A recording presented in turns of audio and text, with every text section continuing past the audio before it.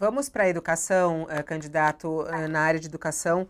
A preocupação por parte dos especialistas nessa área, de algumas promessas suas que até são um pouco vagas no programa de governo, diante do que aconteceu nos últimos 3 anos, né?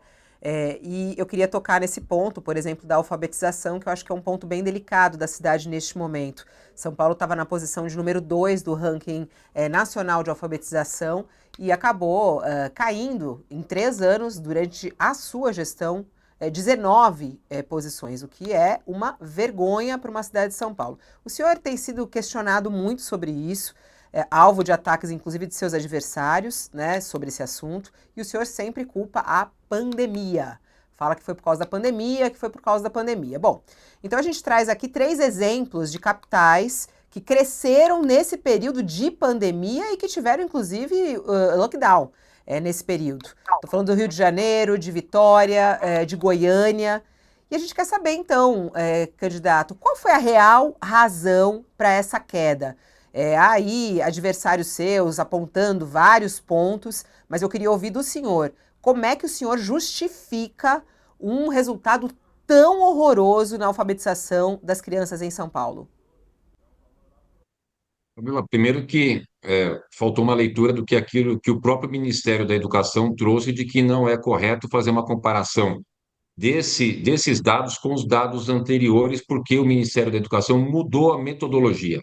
Isso o Ministério da Educação colocou para todo mundo, para nós prefeitos, para vocês, a imprensa, né? Então, a gente precisa comparar aquilo que está no direcionamento do Ministério da Educação. Então, eu volto a afirmar, o Ministério da Educação traz que não é Mas correto aí tem comparar os oscilações dados pequenas, desse ano com os dados anteriores. mas a gente está falando de 19 posições, né, candidato? A gente não está falando de uma O oscilação aqui ou Ministério, o outra. Ministério da Educação orientou aos senhores jornalistas, aos senhores prefeitos, de que não é correto fazer uma comparação, porque a metodologia foi diferente, Fabíola. Se você quiser, eu te mando aí no seu WhatsApp a orientação e a Mas posição o do senhor Ministério da acha Educação. Eu não satisfatório o tenho problema nenhum de resultado da responder as alfabetização em questões. Eu São só estou falando o Paulo? seguinte: não existe problema de responder as questões. A gente só precisa fazer comparação daquilo que é possível comparar. Tá. Prefeito, Mas Mudou a qual é o metodologia. diagnóstico? Deixa só comparações, ele não, tentar falar o diagnóstico, então. só Qual é o um minutinho, diagnóstico, então, que o senhor Fabiola. faz sem Não, fazer essa só, comparação? Qual é o diagnóstico só, que o senhor faz? não, deixa eu fazer só uma observação sobre isso. Essa comparação que o senhor está falando que não pode ser feita, eu recebi essa comparação do Todos pela Educação, uma das entidades mais respeitadas de análise da educação brasileira. Eles montam uma tabela em que eles comparam o IDEB de várias capitais de 2019 a 2023. E ali tem as taxas de crescimento e decréscimo entre várias capitais. E a gente enxerga as capitais que caíram e as capitais que subiram. Rio de Janeiro sobe, Vitória sobe, Goiânia sobe, São Paulo está entre as que caem. Então, aí é outra questão, Raquel. Aí é IDEB. Tudo bem, IDEB IDEB. dá para a gente comparar. A alfabetização, não sou eu que estou falando, gente. Eu estou te trazendo o que o Ministério da Educação trouxe, porque eles mudaram a metodologia e eles disseram que não é. Depois vai sair no fato fake que vocês fazem, é o que eu estou falando. E de que não é correto fazer uma comparação porque mudou a metodologia. E deve sim. Nós estamos com 0,2% a maior na média das capitais no ensino final e estamos com 0,2 menor no ensino inicial. Realmente a gente precisa melhorar a questão do ensino inicial. Com relação à comparação das capitais, nós estamos 0,8 pontos acima, por exemplo, da cidade que é administrada pelo PSOL. Nós estamos com 5,8 e a cidade que é administrada pelo PSOL, 5. Pode conferir aí, Raquel. Estou vendo você conferir aí. Ó. Eu sempre E trabalho estamos melhores também do que a cidade, a principal cidade do país, que é administrada pelo PSB. Agora, o que é muito importante nesse processo? É o que a gente conseguiu fazer de base do para senhor. poder termos agora e nos próximos 4 anos os melhores IDEBs do nosso país. Por quê? Você pega a evasão escolar. A gente tem uma evasão escolar muito alta no país. Eu tinha aqui 0,95. Semana passada eu atualizei os dados, caiu para 0,7 de evasão escolar, porque a gente fez muitas ações. O Mãe Guardiãs, contratei 4 mil mamães de alunos da nossa rede municipal, para elas ajudarem nessa questão da evasão. Porque como elas moram lá nos bairros, uma criança faltou, ela é uma mãe de um aluno da escola, ela vai e visita na casa da pessoa. Então, a gente está tendo essa alegria de poder diminuir. A gente colocou tecnologia, 506 mil tablets para os alunos, com acesso à internet, conteúdo pedagógico. Eu fiz a valorização do piso dos professores em Candidato, 44%, a candidato, inflação deu 20%. desculpa lhe interromper, o senhor está falando de coisas que o senhor fez. Eu fiz uma pergunta muito objetiva. Qual é o diagnóstico que o senhor tem do nosso resultado de alfabetização? É isso que eu gostaria de ouvir. Eu vou responder pela terceira vez de que o Ministério da Educação ele colocou que não é correto comparar os dados da alfabetização desse ano com os anos anteriores, porque mudou a metodologia. Então, não existe uma condição de fazer a comparação, Então eu Fabíola. vou fazer a pergunta de É outro isso, jeito. Como que a gente pode melhorar a alfabetização das crianças?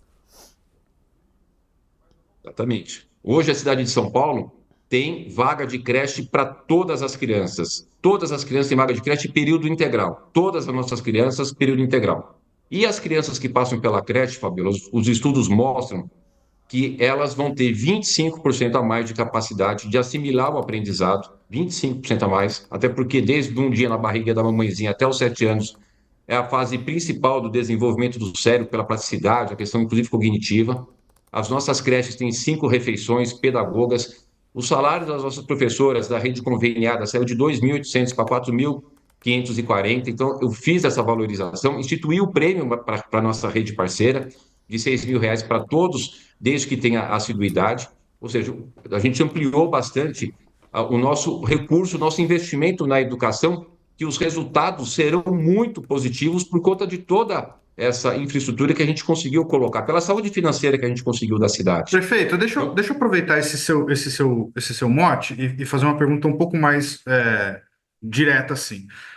Os dados do MEC hoje são de que a cidade de São Paulo tem 38% de crianças alfabetizadas na idade correta. O seu plano de governo cita, né, ataca esse problema, mas não dá prazo, não dá qual a meta, qual a sua meta? Quantos por cento de crianças alfabetizadas na idade certa na cidade de São Paulo nós teremos ao final do seu segundo mandato, caso o senhor seja eleito? eu vou pegar um dado então, Fábio, para a gente poder ter aqui um comparativo. Na gestão do PT, eles acabaram suspendendo a realização da Provinha São Paulo, né? Não sei se vocês têm conhecimento, nós retomamos a Provinha. Os nossos resultados da Provinha, a gente foi para 89%. 89%. Nossa meta é chegar em 95%. Então, a gente já tem um índice pela Provinha São Paulo que tem toda a credibilidade como tem do Ministério da Educação, né? Eu só estou falando o seguinte, do Ministério da Educação, gente, é bom, não é ruim, eu não estou criticando. Eu só estou colocando que mudaram a metodologia e o próprio Ministério pediu que não fosse coerente fazer uma comparação por mudança de tecnologia. Só isso, tá? Para não achar que eu estou fazendo alguma crítica Mas ao o Ministério da Educação. Não é isso. Mas o Fábio Agora, agora deu um dado muito objetivo, prefeito. É o dado da alfabetização do momento, ele não está nem fazendo comparação. E a comparação era do índice de do IDEB, do Índice de Desenvolvimento da Educação Básica, que mostra o quanto São Paulo caiu. Então, acho que a gente pode sair dessa questão de comparou, não comparou e etc., porque é objetivo, a educação em São Paulo piorou, mas prossiga. não piorou, Raquel, não piorou. E nós não estamos falando de coisas semelhantes, estamos falando de coisas distintas. IDEB é uma coisa e a questão do índice de alfabetização é outra coisa, tá? Então, se você puder, por favor, porque o que eu estou falando aqui com vocês é para muitas pessoas, estou falando com o prefeito de São Paulo.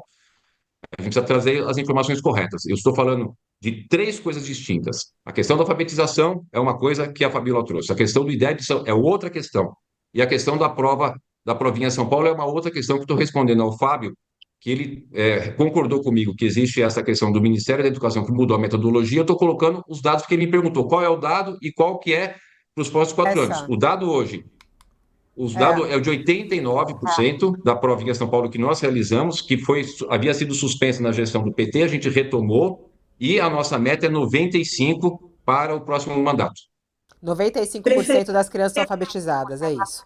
Vai lá, Raquel. Prefeito, eu queria perguntar das creches, né? O senhor sempre diz que São Paulo não tem fila para creche nos últimos 4 anos.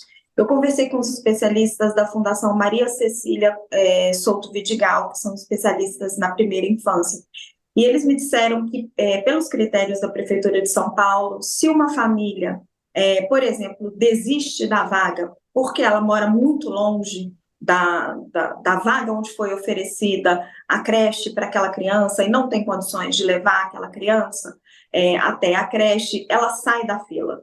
Você acha esse critério justo? Não é uma forma de diminuir essa fila? Existe esse critério, que existe foi que eu instituí o Baby Tag. A gente não tinha, por exemplo, o transporte escolar gratuito para os bebês, eu instituí, e que os bebês que moram na creche com uma distância de até 1,5 km, né, se ela estiver acima de 1,5 km, a gente faz o transporte gratuito da criança que não tinha. E para todas as crianças, só que antes a gente fazia o transporte gratuito para quem morava acima de 2 km, para usar o transporte gratuito. A gente reduziu para 1,5 km e instituímos o Baby Tag. A gente tem creche para todo mundo. Esse é um tema que pode ser o instituto que for.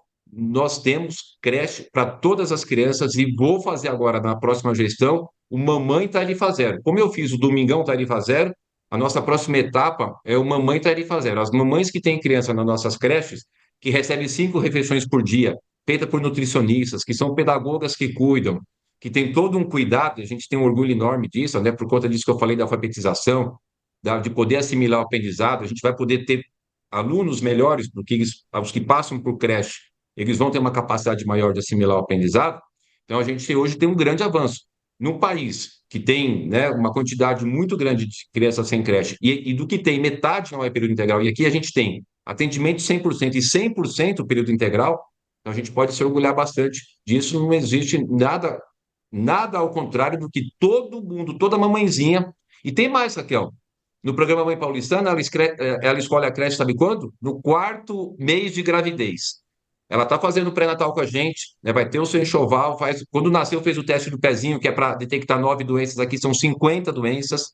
Ela vai ter todo o cuidado, recebe o transporte para ir fazer os seus exames. E no 4º mês, ela já escolhe qual é a creche que o seu filho vai ficar quando nascer. Então, houve um grande avanço na primeiríssima infância, na primeira infância na cidade de São Paulo, e é o que eu quero continuar fazendo nos próximos 4 anos. A gente já vai passar para o transporte. Eu só queria fazer uma pergunta muito objetiva, porque eu acho muito preocupante, assim, quando a gente não olha o nosso problema real, né? Por exemplo, você pode sair e conversar com qualquer especialista na área de educação, ou até mesmo professor. E eles são bem críticos, assim, de 0 a 10, assim, qual é a nota que o senhor dá para hoje a educação da rede municipal, assim? Porque se a gente não consegue enxergar, às vezes, aonde está o problema, como que a gente vai poder melhorar isso, né?